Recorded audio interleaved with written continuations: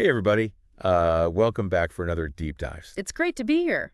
So this time around, people are really interested in fluoride Mm-hmm. and its potential impact on IQ. Yeah. There's been a lot of talk about this lately, a lot of concern, and we've got a bunch of stuff to dig into today. Yeah, we do. Got some reports, some articles from Politico and the New York Times, even some deeper studies that they mentioned. Yeah. So, yeah, we're going to try to unpack all this and really figure out, just how worried should you be about fluoride's effect on IQ? Yeah, that's a big question. Yeah. And, one thing that I find really interesting is that, a lot of the alarm bells that are being rung about fluoride are based on studies using doses that are just way higher than what you'd find in your water. Right. Yeah. It's like, those articles that say like, study shows dihydrogen monoxide linked to 100% of deaths. Right. And you're like, well, yeah, if you drown. Exactly. But that doesn't mean like a glass of water is going to kill you. Yeah, precisely. The dose makes the poison, as Right. they say. And this is where understanding dose-response relationships is crucial. Okay. A substance can have drastically different effects depending on how much you're exposed to. So are you saying like the tiny little bit of fluoride that's in our water is harmless? Not necessarily. Okay. While many studies showing negative impacts use extremely high doses, there's also the recent National Institutes of Health study that found that long-term exposure to fluoride at levels more than double the government's recommendation might be linked to lower IQ in children.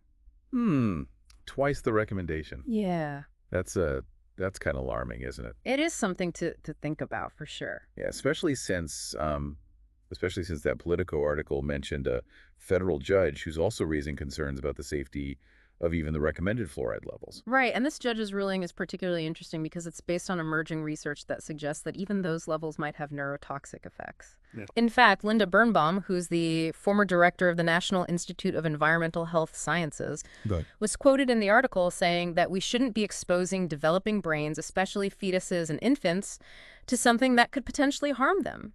It's one thing to hear about it from, scientists, but for a judge to take it seriously, it feels like, these concerns are gaining traction. Absolutely. And it highlights the real-world impact that scientific findings can have, Right. influencing legal decisions and potentially even policy changes. Speaking of politics, Yeah. the New York Times article brought up something else that's been making headlines. Trump's embrace of Robert F. Kennedy Jr., who, let's face it, is a controversial figure. That's an understatement. Yeah. Who's been known to promote some pretty fringe ideas, particularly his stance on vaccines. Yeah, the whole anti-vax thing is a major red flag. Absolutely. Yeah. But it's important to remember that just because someone holds controversial views on one topic Right. doesn't automatically discredit everything they say. So even though his views on vaccines are, questionable, he might still have valid points about fluoride. Exactly. We need to be careful not to dismiss information outright. Okay. Simply because we disagree with the source, we should focus on the evidence itself, not the messenger. That's a good point. Yeah. So how do we sort through all this information and figure out what to believe? Where do we go from here? Yeah, that's the million-dollar question, isn't it? Okay, it seems like everybody's got an opinion on fluoride these days, and it can be tough to know who to trust. Especially with all the conflicting information out there. It's Yeah. like 1 minute fluoride is hailed as this like, dental superhero. Right. And the next it's like public enemy number one. Yeah. How do we cut through all the noise and find like, reliable information? Yeah, you're right. It's a bit of a minefield out there. Yeah. But don't worry, there are ways to navigate this tricky terrain. One of the most important things is to rely on sources that are grounded in solid science. Okay, so where do we find those sources? I mean, anyone can claim to be an expert these days. True, but there are certain organizations that have a long history of scientific rigor and transparency. For example, the National Institutes of Health, the World Health Organization. Right. They have teams of scientists who review, mountains of research and base their recommendations on the best available evidence. So those are good starting points. Yeah. Okay. But what about those studies that critics of fluoride like RFK Jr. keep citing? Are they legit, or are they just, cherry-picking data to fit their narrative? That's where critical thinking comes in. It's important to remember that not all studies are created equal. Right. Some are better designed than others, and some have more robust methods for collecting and analyzing data. So how can we tell, like, the good studies from the bad? One key thing to look for is whether a study has been peer-reviewed. Okay. That means it's been vetted by other experts in the field, which adds a layer of credibility. Also, pay attention to things like sample size. A small study might not be as reliable as a large one, and study design. So size and design matter. Absolutely. And don't just skim the headlines. Dig into the details. What were the methods? What were the limitations? What were the actual conclusions? And most importantly, does the study really support the claims being made about it? It's like being a scientific detective. Right. Speaking of which, that Politico article mentioned something called the National Toxicology Program. Right. What exactly is that, and why is it important in this whole fluoride discussion? Ah, yes. The NTP. They're a federal program that evaluates the safety of chemicals and other substances, including fluoride. They conduct their own research review existing studies and issue reports summarizing their findings. In fact, their recent report on fluoride was one of the key pieces of evidence that led that federal judge to question the safety of current fluoride levels. So they're kind of like the government's science advisors. Exactly. And their reports carry a lot of weight, both in the scientific community and in policy circles. So when the NTP raises concerns about a substance, people tend to listen. Okay, so we've got some reliable sources for information. We know how to evaluate studies. But what about like practical steps? What can we actually do to minimize potential risks from fluoride? That's a great question, and there are definitely things you can do. The first step is to find out how much fluoride is actually in your drinking water. Okay. You can usually get this information from your local water utility or your city's website. And then what do we start stockpiling bottled water? Not necessarily bottled water can be a good option, Okay. but not all bottled water is fluoride free, so be sure to check the label. Some brands actually add fluoride for dental health reasons, so you want to make sure you're choosing a brand that aligns with your preferences. Another option is to invest in a water filter that's certified to remove fluoride. So water filters, bottled water. Any other tips? Absolutely, be mindful of other sources of fluoride besides water. Okay. Some toothpastes and mouthwashes contain fluoride, so you might consider switching to fluoride-free alternatives. And believe it or not, some processed foods can also be sneaky sources of fluoride. Wow, I had no idea. Yeah. So it's not just about the water. It's about being aware of fluoride in all aspects of our life. Exactly. And remember, there's no one-size-fits-all answer when it comes to fluoride. The key is to make informed decisions that work for you. Educate yourself, weigh the potential risks and benefits, and then choose the options that feel right for you and your family. I like that informed decisions.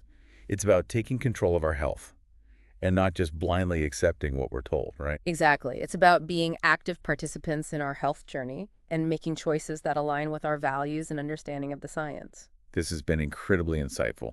We've gone from feeling a little overwhelmed to feeling empowered to actually do something. Yeah. But there's one more thing I'm curious about. We've been focusing on fluoride's impact on IQ, but what about other potential health effects? Are there any long-term consequences we should be aware of? Yeah, that's a great question, and honestly, one I hadn't really considered. It feels like the IQ debate is sucking all the air out of the room. You're right, the focus on IQ can overshadow other potential concerns. While cognitive development is crucial, it's just one piece of the puzzle. There's a whole spectrum of potential health effects associated with fluoride, some positive and some negative that deserve attention. So what are some of these other potential effects? What should we be keeping an eye on? Well, some research suggests fluoride could have implications for bone health, thyroid function, and even certain types of cancer. But it's important to note that the evidence in these areas is still mixed, and more research is needed to fully understand these potential links. It sounds like there's still a lot we don't know about fluoride and its long-term effects on our overall health. Absolutely, and that's why continued research is so vital as scientists delve deeper into this complex substance. We're bound to gain a more comprehensive understanding of its role in human health, both good and bad. You know, as we're talking about all this, I can't help but think back to the New York Times article and RFK Jr.'s stance on fluoride. He seems pretty adamant about wanting to remove it from drinking water altogether. What are the chances of that actually happening, and what would the implications be? That's a big question, and to be honest, there's no easy answer. The future of fluoride in public water systems is definitely uncertain, and it's likely to remain a hot topic for years to come.